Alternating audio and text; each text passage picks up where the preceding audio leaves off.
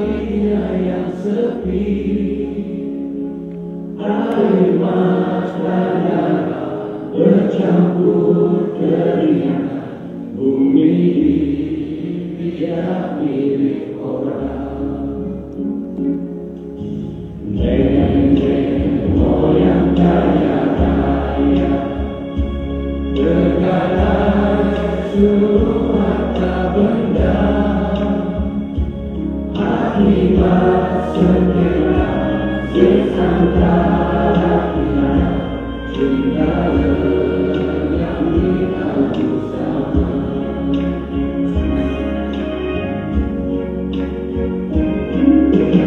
Indahnya bumi kita, warisan berpuluh lamanya,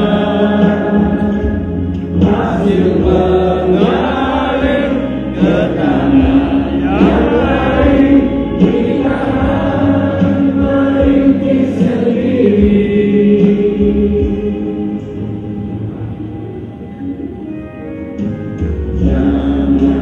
Buang waktu lagi, majulah semua mimpi, hapuskan sengketa, teruskan usaha kita. Jaga diri Nusantara, kita jaga diri Nusantara.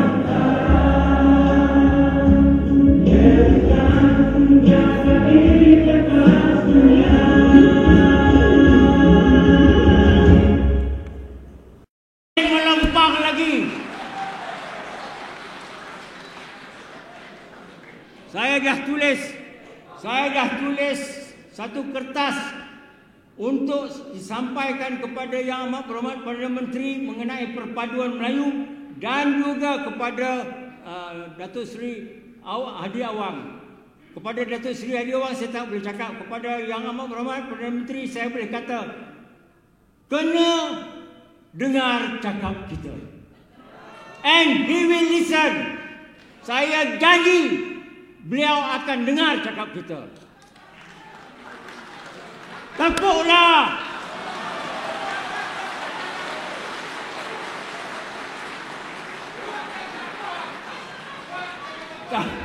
Tapi hari ini kemudian kata Gombau, Yang Arif Makno Gombau, Ustaz Nasruddin Gombau. Ustaz, dipersilakan Ustaz.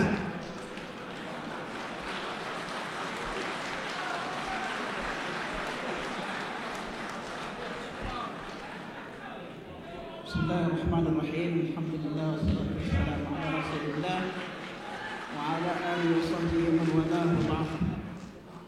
Yang dihormati Ayahanda Datuk Kamarudin, ada di panel, sedang hadirin hadirat hormat sekalian, Assalamualaikum warahmatullahi taala wabarakatuh.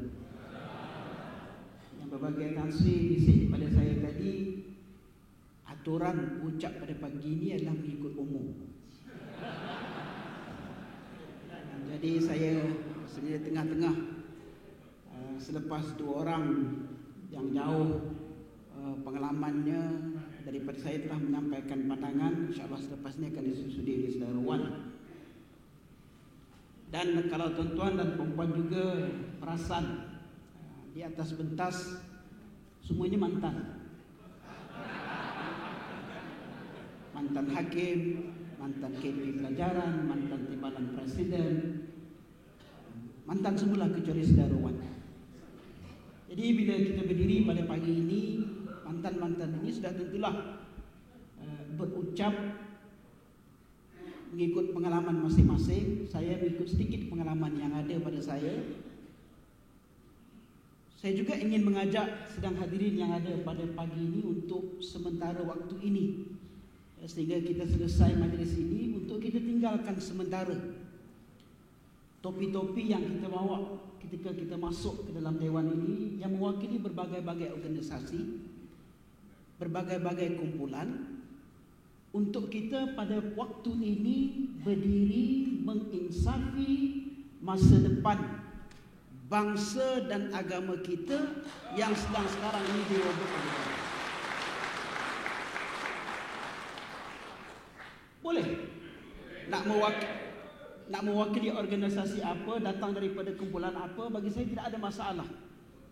Tetapi dalam hal yang berkaitan dengan masa depan agama dan bangsa, topik ini kita letak di luar. Kita berdiri bersatu kukuh insya-Allah untuk membela bangsa dan agama kita yang sedang mula dirobek sekarang ini.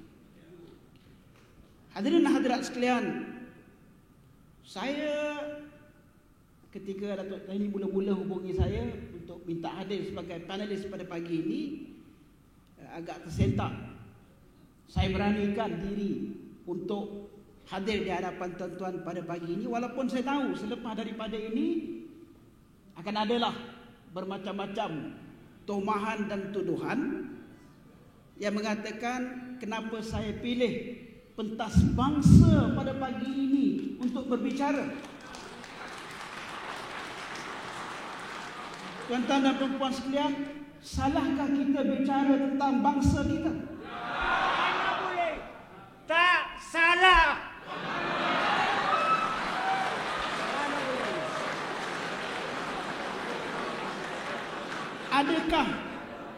Adakah memperjuangkan bangsa ini salah dari segi agama? Hadis Rasulullah sallallahu alaihi wasallam ada menyebut al-a'immatu min Quraisy. Nabi menyebut pemimpin itu mesti daripada orang Quraisy. Quraisy itu bangsa.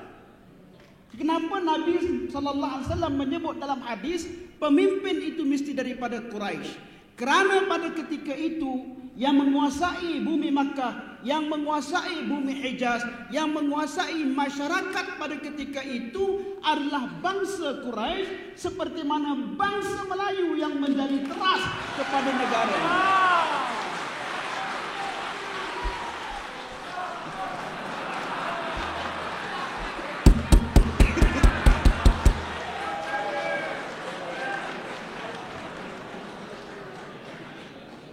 Tadi Datuk ada menyebut tentang perlembagaan, definisi orang Melayu. Orang Melayu itu orang yang agamanya Islam, bahasa Melayu. Hari ini seminar kita menyebut tentang seminar ummah. Siapa dia ummah? Sebagai orang Melayu Islam sudah tentulah rujukan pertama kita Al-Quran. Siapa dia ummah? Al-Quran menyebut inna hadhihi ummatukum ummatan wahidah wa ana rabbukum fa'budun. Sesungguhnya kita ini adalah merupakan satu ummah. Untuk qualify diri kita, menggelar diri kita sebagai ummah, mesti ada satu ciri yang khusus, yaitu ana rabbukum, aku adalah Tuhan kamu. Tuan-tuan dan perempuan yang dihormati sekalian, bila kita bicara masalah ummah dalam konteks negara kita, tidak ada kumpulan bangsa ataupun keturunan yang layak digelar ummah melainkan orang Melayu.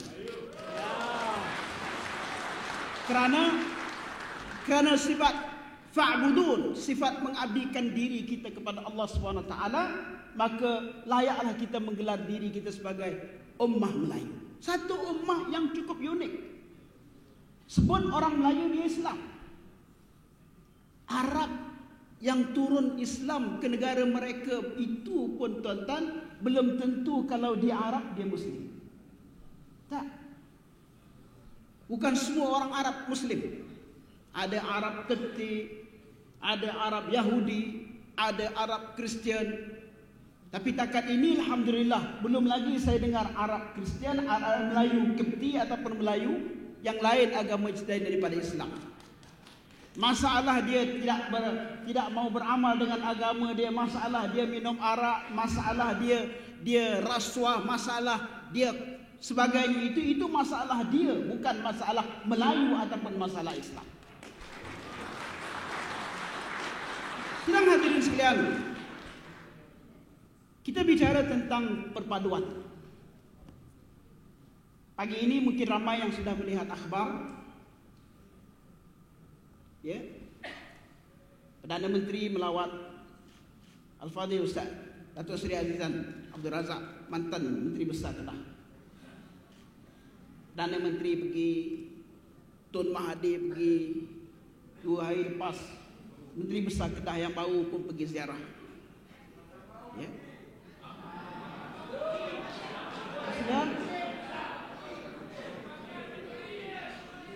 lupa sekejap yang kena ziarah ataupun yang pergi menziarah, lupa yang seorang ni parti dia UMNO, yang seorang ni parti dia PAS. Dia lupa sekejap.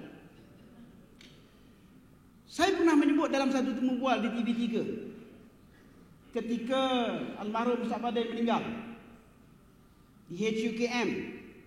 Antara orang pertama yang menziarahi beliau adalah menziarahi jenazah pada ketika itu adalah Yang Berhormat Datuk Seri Najib, pada ketika itu Menteri Pertahanan. Dia tanya pada saya apa yang boleh tolong. Saya kata, boleh ke kalau kami nak minta satu ambulans bawa dia daripada hospital nak pergi ke masjid?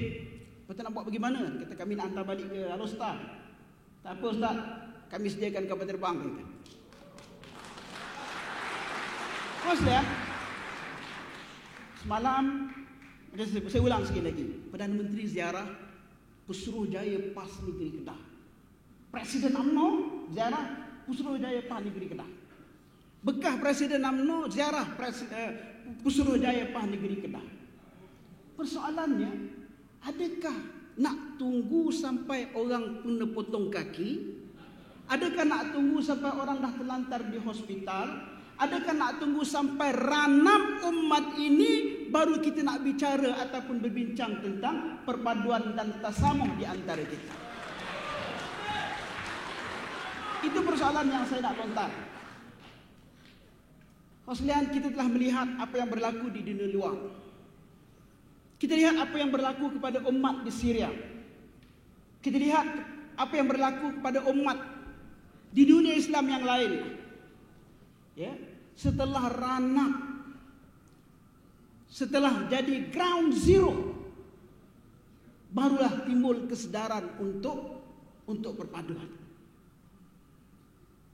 Mereka yang ada di atas pentas ni orang yang lama dari segi pengalamannya, yang telah menyaksikan banyak peristiwa-peristiwa yang berkaitan dengan permasalahan isu orang Melayu Islam dalam negara kita.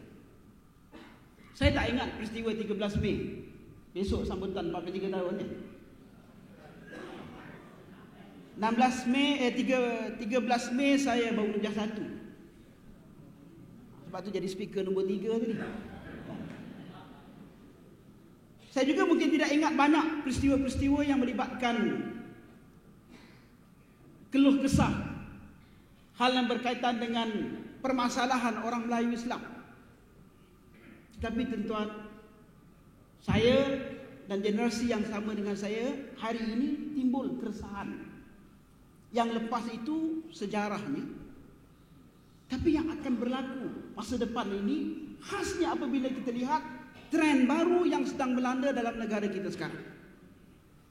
Dicanangkan bangsa Malaysia, dicanangkan kebebasan, dicanangkan free for all, dicanangkan berbagai-bagai yang saya lihat, kalaulah tidak ada usaha ke arah penyatuan ini diusahakan, bangsa ini yang pernah bermasalah satu ketika dahulu pada tahun 69 dengan satu isu yang besar, tidak pelik perkara yang sama boleh berlaku kepada bangsa ini kalau tidak diusahakan ke arah penyatuan.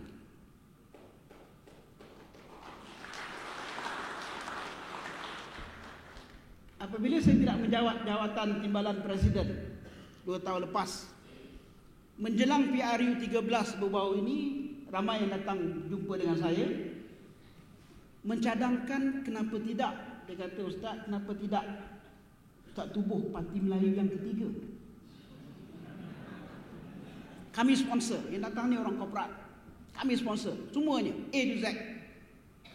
Datang lagi kumpulan, kita kenapa Ustaz? Kami duduk di belakang Ustaz, kita rally, kita tubuhkan parti yang ketiga untuk orang Melayu. Jawapan saya mudah.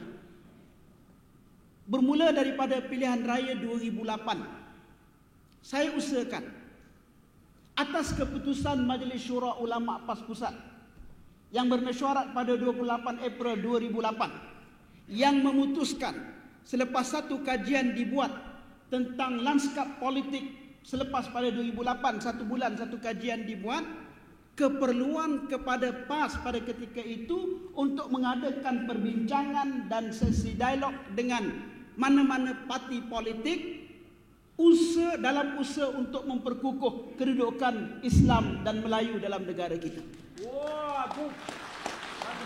Itu ada keputusan pada tahun 2008. Nama saya disebut sebagai peneraju utama dalam konteks perbincangan. Bila dah ada keputusan, saya pun pergilah. Bincang dengan orang tu, bincang dengan orang ini, masuk pejabat orang tu, masuk pejabat orang ini. Tapi sampai di suku jalan, tuan-tuan pun tahu apa yang terjadi. Kawan sekalian, bagi saya dalam konteks agenda perpaduan yang melibatkan dua tonggak utama parti politik orang Melayu di Malaysia ini, Melayu Islam di Malaysia ini, iaitu PAS dan UMNO, mesti menjadi agenda yang berterusan tanpa boleh diberhentikan. Siapa yang nak buat, itu kita terserah. Cuma yang saya tak boleh terima, yang saya tak boleh nak garam, bila ada pula kenyataan menyatakan kalau masih ada lagi usaha untuk menyatukan PAS UMNO, muka orang itu akan diludah.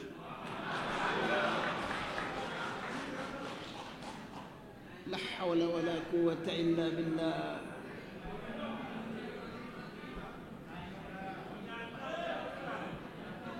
Ajaran Islam mana ni tuan? Ajaran agama mana ni? Al-Quran menyebut wala yajrimanna syana'anu qaumin 'ala an la ta'dilu i'dilu huwa aqrabu littaqwa. Quran menyebut janganlah kebencian kamu kepada sesuatu kaum mengakibatkan kamu tidak berlaku adil. Berlaku adillah ianya paling dekat dengan takwa. Ini Quran menyebut. Janganlah kebencian UMNO kepada PAS mengakibatkan UMNO tidak berlaku adil kepada PAS. Janganlah kebencian PAS kepada UMNO mengakibatkan PAS tidak berlaku adil kepada UMNO. Janganlah kebencian kita sesama kita, mungkin ada perbezaan pandangan dan pendapat, mengakibatkan kita tidak berlaku adil. Adilu, Al-Quran menyebut berlaku adillah sebab ianya aqrabu littaqwa, dekat dengan takwa. Tuan, ini mesej yang kita nak bawa. Tak apalah kita berbeza pandangan. Tuan-tuan, beza pandangan ni Imam Malik dengan Imam Syafi'i pun beza. Berapa mazhab? 8, 12 mazhab kita ada. Ada orang kata ambil wuduk kena basuh kepala semua. Ada mazhab kata ambil wuduk 3 helai cukup. Dia basuh 3 helai pun dia boleh semayang, dia basuh 1 kepala pun dia boleh semayang. Kenapa tidak kita bentuk kan pengurusan perbezaan pandangan pendapat ini dalam masyarakat kita? Imam Syafi'i menyebut, Al-Imam Syafi'i menyebut idza sahhal hadis fa huwa madhhabi. Kalau kamu jumpa hadis yang sahih di mazhab aku, kata Imam Syafi'i. Dia tidak ta'assub dengan pandangan dia walaupun dia pengasas mazhab. Saya nak cerita sikit tuan. Kita ni tak ertilah bab-bab cerita macam bekas hakim ataupun Tansi sebut tadi, ya ceritanya kita kitab tuan. Imam Syafi'i pergi semayang di Masjid A'zamiyah di Baghdad. Di Baghdad ni mazhab orang Baghdad pada ketika itu mazhab Imam Abu Hanifah, mazhab Hanafi. Yang subuh tak ada kunut kan? Imam Syafi'i ni kita semua tahu. Dalam Syafi'i subuh ada kunut. Imam Syafi'i sampai di Baghdad, seluruh penduduk Baghdad dah rally belakang Imam Syafi'i nak lantik dia jadi imam semayang subuh. Kawan-kawan kat masjid pakat pesan, kau semayang pagi ni baik sikit. Dia tak sama dengan tok imam kita. Tok imam kita pagi ni Syafi'i, sekarang semayang subuh lepas rukuk ada doa kunut, yang main turun tu dia. Ready. Kan di rukuk Allahu Akbar. Sami Allahu liman hamidah, dia bangun. Orang kampung pakat tunggu. Tiba-tiba Imam Syafi'i jadi imam terus, ya Allahu Akbar. Tak kunut. Imam Syafi'i apa ni? Yang kami tahu dia kunut. Okeylah, dia takut terlupa travel jauh. Jauh tuan, zaman dulu mana ada kenderaan kan? Takut penat terlupa. Dalam mazhab Syafi'i kita diajar macam mana? Terlupa terlupa doa kunut sujud sawi. Sujud sawi kita sebelum salam kan? Kan sebelum salam kan dia sujudlah sawi tu. Tiba-tiba dia bagi salam. Assalamualaikum. Ingat handal nak kata tu. Ingatkan terror sangat Imam Syafi'i ni. Tu saya sujud apa ni? Doa kunut pun tak buat, sujud sawi pun tak buat. Imam apa ni? Dah habis sembahyang pakat tanya. Kenapa benda yang kami tahu tentang kamu tak buat? Apa jawapan Imam Syafi'i? Bukan aku tak tahu kena kunut.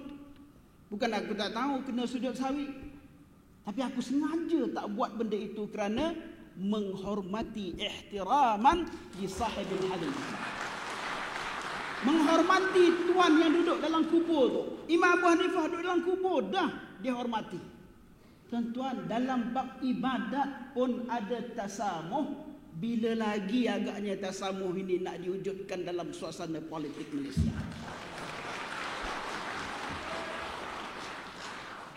Saya ikuti berbagai ulasan, ucapan, dan alhamdulillah sejak saja lepas daripada keputusan pilihan raya ini, tuan-tuan, macam-macam analisa dibuat, perbincangan dilakukan. Dan satu perkara yang saya tertarik sebutan daripada Yang Amat Berhormat Perdana Menteri adalah selepas dia tengok keputusan itu, salah satu benda yang akan dilakukan selepas daripada ini adalah reconciliation. Okey. PRU 13 telah mengajar banyak orang politik, telah mengajar banyak UMNO, telah mengajar banyak juga PAS. Bagi saya, kalau berlaku pun proses reconciliation, tuan-tuan, yang pertama dan harus diutamakan adalah reconciliation di antara sama-sama orang Melayu Islam. Ini harus jadi agenda utama. Saya naik kapal terbang, Parlimen hantar pergi London. Satu trip. Tuan-tuan pun tahulah travel. Kalau travel kita urusan rasmi ni, dapatlah duduk tempat yang sedap sikit. Saya duduk sebelah seorang. Nak kata amoy pun taklah amoy sangat. Ingat dah 50 lebih umur dia. Mula-mula dia naik, dia tak nak cakap sangat. 14 jam ni tuan. Dah tengah-tengah jalan, Nyonya ni tanya, kita nak pergi mana? Saya kata saya nak pergi London, saya ada urusan rasmi, wakil parlimen gini-gini. Dia pun cerita, saya pun tanya dia, you nak pergi mana? Dia kata dia nak pergi tengok anak dia, boarding school di London. Akan duduk di London selama 2 minggu. Lepas tu dia start komplain. Dia kata, you tahu, you know, kami orang Cina, kita adalah bangsa yang being deprived di Malaysia ni. Saya kata, kenapa you kata you being deprived? Kita deny banyak hak yang berkaitan dengan pendidikan, yang berkaitan dengan ekonomi, sebagainya panjang cerita. Bila saya dengar, tuan-tuan, saya tanya satu soalan. Saya tanya dia, ma'am, macam mana you kata you being deprived? You kata you deprived, being deprived. Now you nak pergi London, naik first class, anak you boarding school, you nak duduk di London 2 hari. Saya dapat naik sini sebab saya pergi urusan parlimen, pergi sendiri, tuan-tuan. Saya tidak duduk kat dapur. You boleh dapat all this privilege daripada still you kata you deprived. Tuan-tuan, bila saya sebut je soalan ini, dia palih muka dia sampai London tak cakap.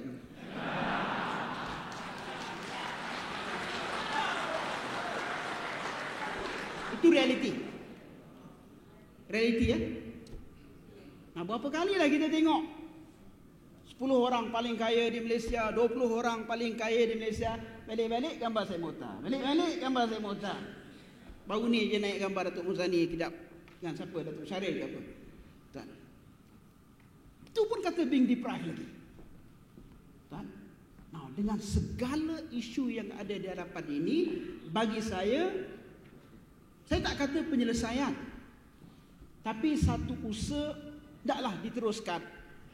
Saya bukan lagi pimpinan tertinggi, tapi satu usaha taklah kita gerakkan tuan di peringkat bawah ini untuk sentiasa kita semarakkan supaya dua organisasi politik saya sebut tadi. Saya melihat hanya dua ni jelas tuan yang mampu untuk bela Melayu Islam ni. Ya. Walaupun saya tahu UMNO pun ada masalah, macam-macam isu. Orang tanya saya, ni ustaz macam mana ni UMNO macam-macam masalah, macam-macam isu. Saya jawab mudah aja.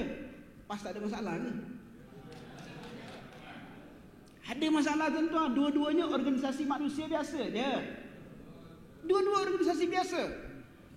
Saya punya conclusion, ini saya sebut pertama kali dalam public, saya sebut pertama kali. Tuan, sebagai penamat kepada apa yang saya nak sampaikan. Saya duduk sebagai pimpinan tertinggi parti 10 tahun. Saya berkawan dengan UMNO tuan-tuan daripada nombor 1 sampai lagi ke bawah. Saya punya conclusion, saya punya rumusan mudah je tuan-tuan. Tak semua dalam UMNO tu iblis, tak semua dalam PAS tu malaikat.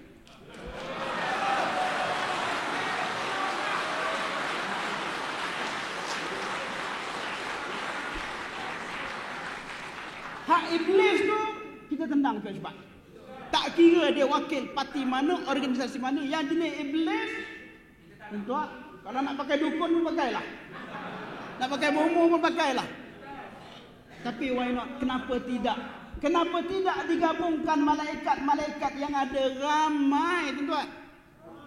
Yang sedar, yang prihatin terhadap masa depan bangsa dan agamanya di atas bumi Malaysia. Allahu a'lam. Assalamualaikum warahmatullahi wabarakatuh. Ini mesti peluk yang-yang.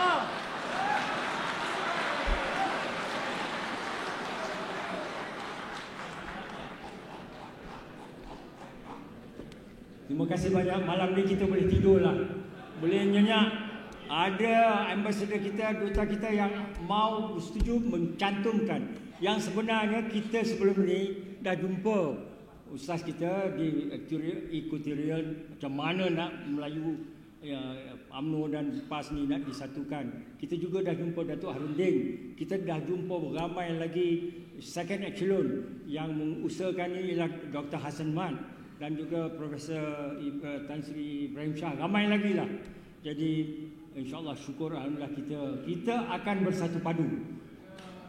Kita akan bersatu padu. Dalam dewan ini kita ramai ada yang berhormat Tan Sri, kita ramai ada, lawyer ada, Datuk Zuraida Atan pun ada,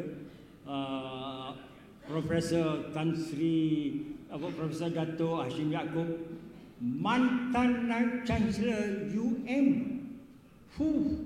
Apa lagi kita nak? And your Abang Long here, mantan Naib Chancellor University Industri Selangor. Ketua pengarah MARA ada, engineer ada, accountant ada, semua ada. Ustaz pun ada. Yang akan pada hari ini saya ada bisik dengan Tan Sri Abdul Rahman Rashad. Mesti tak boleh tidak kita buat appointment dengan Perdana Menteri.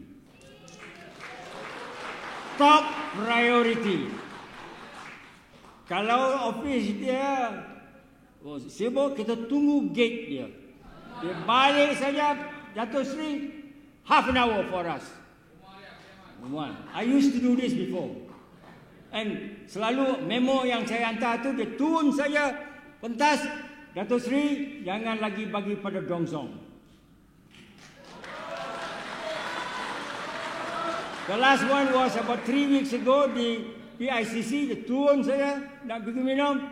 Dato' Sri, kita menyokong Dato' Sri, jangan lagi bagi pada Dongzong. Saya buka, saya suruh dia baca. Dia baca. That kita dah buat. Jadi masa ke depan ni lagi agresif. Kita akan lebih agresif. Kamu diam-diam.